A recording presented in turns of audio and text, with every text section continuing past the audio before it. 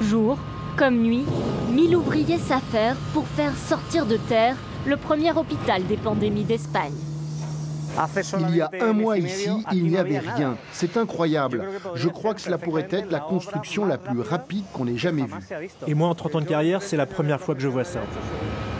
Les préfabriqués se montent à une vitesse effrénée. Cette bulle sera la morgue.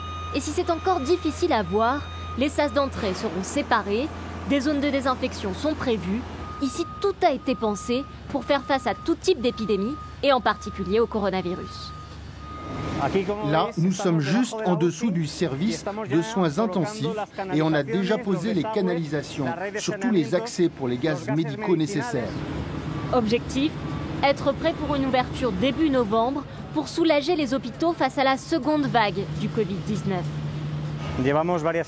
Depuis plusieurs semaines, on voit très clairement que les hospitalisations augmentent. Alors on a mis l'accélérateur sur le chantier de cet hôpital, car on pense que Madrid sera mieux préparé avec ses 1000 lits supplémentaires.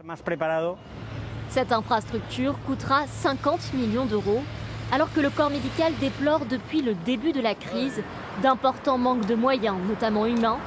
Montse est médecin urgentiste dans la capitale. Elle reste sceptique face à cet investissement. Cet hôpital arrive déjà trop tard et son coût économique est énorme alors qu'il n'est pas nécessaire. Au lieu de construire un lieu spécialement pour le Covid, il y a plein d'autres hôpitaux déjà existants qui auraient pu être désignés pour servir de base.